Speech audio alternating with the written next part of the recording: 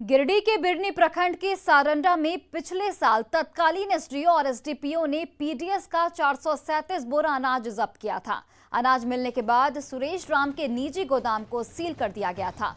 ये मामला अभी कोर्ट में लंबित है, लेकिन सबसे बड़ा सवाल ये है कि जिस अनाज को जब्त कर गोदाम को सील कर दिया गया था, उस अनाज की सुध लेने में अधिकारी कोई रुचि क्यों नहीं ले रहे हैं। सील गोदाम में अनाज के बोरे गायब हैं। आरोप है कि इस अनाज को पश्चिम बंगाल भेज दिया गया है। गिरिडीह संवाददाता एजाज अहमद ने सील गोदाम और उसमें रखे अनाज के बारे में पड़ताल की। देखिए क्या कुछ तस्वीरें सामने आई हैं।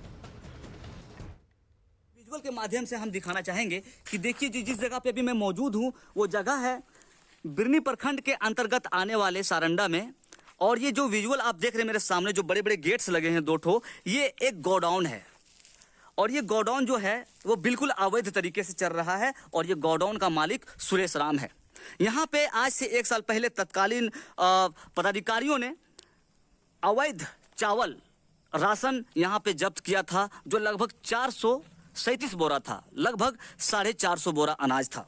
1 साल बीत चुके हैं और उसका कोई ठोर पता नहीं। अधिकारी भी कोई सूद नहीं ले रहे हैं कि उन अनाजों का क्या हुआ। क्या अंदर में रियली में अनाज है, या इसे सुरेश राम के द्वारा अवैध तरीके से बेच दिया गया, या तो फिर अनाज अगर है तो क्या 1 साल में अनाज सड़ गया है। क्योंकि बहुत सारे रिपोर्ट्स में बताए जा रहे हैं कि अनाज सड़ चुका है।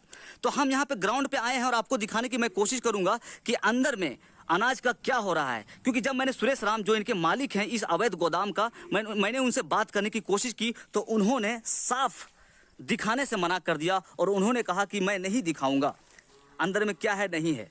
तो भी मैं कोशिश कर रहा हूं और अंदर की विजुअल दिखाने की कि अंदर में क्या चल रहा है और क्या अंदर में अनाज रियली में है या नहीं है। तो आप अंदर का विजुअल देख सकते हैं। यहाँ पे एक ऑटो खड़ी है और कुछ लगभग 40-50 के आसपास कुछ बोरे हैं। पीला बोरा जो लग रहा है यूरिया का बोरा है। अगर चलिए मान लेते हैं कि वो अनाज का ही बोरा है, तो यहाँ पे बताया गया था कि 450 बोरा लगभग अनाज जब्त किया गया है, लेकिन यहाँ पे सिर्फ 40 बोरा ही है। वो भी कंफर्म नहीं कि ये अनाज का ही बोरा है। तो आखिर इतने क्वांटिटी में वो अनाज गया कहाँ पे? सबसे बड़ा सवाल यह है, क्या सुरेश राम ने अधिकारियों को बताए बिना इस अनाज को बेच दिया है, या तो फिर क्या किया है, या इसमें इस अवैध तरीके से जो अनाज जब्त किए गए थे इसमें अधिकारी गण भी शामिल है। सबसे बड़ा सवाल यह है कि अगर 1 साल से यहाँ पे अनाज रखा हुआ है तो कोई भी अधिकारी इसकी ठोर पता क्यों नहीं ले रहे हैं। और मैंने आपको विजुअल भी दिखाने की कोशिश की कि किस तरह से 450 बोरा जिस तरह से जब्त किया गया था पिछले साल, और यहाँ पे मात्र 40-50 बोरा अनाज है, तो वो तमाम अनाज कहाँ गए हैं। ये सवाल सिस्टम से करना चाहिए और सिस्टम को इस सवाल का जवाब देना पड़ेगा। गिरिडीह से न्यूज़ 18 के लिए मैं एजाज अहमद। इधर इस पूरे मामले में अधिकारियों पर लापरवाही के आरोप लग रहे हैं। बीडीओ से लेकर डीएसओ तक कोई भी अधिकारी पूरे मामले पर जानकारी देने से इनकार कर रहा है। अनाज पर कोई भी पदाधिकारी बयान देने से मुकर रहे हैं। इसी सिलसिले में हम अभी आए हुए हैं प्रखंड कार्यालय बिरनी में, जहां पे बीडीओ साहब ने, प्रखंड विकास पदाधिकारी ने बयान देने से मना कर दिया और कहा वरीय पदाधिकारी से इस मसले पर बात करें।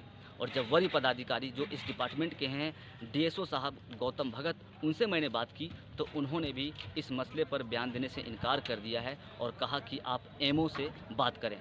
तो सबसे बड़ा सवाल यह है कि अगर अधिकारी गण अगर इतने गंभीर मसले पर इस तरह मुकरेंगे तो क्या होगा उन गरीब लोगों का, अनाज का, निवालों का, जिन्हें घपला कर लिया गया है। और आपको बता दें कि डीएसओ साहब जब से पदभार संभाले हैं तब से राशन के घोटाले की लगातार खबरें गिरिडीह जिले से आ रही है, लेकिन किसी पर कोई कार्रवाई नहीं हो रही है। डीएसओ साहब से जो मैंने बात की है उनमें से साफ उन्होंने मना कर दिया है और उनके बातों से साफ पता चलता है कि कानून उनके मुट्ठी में है।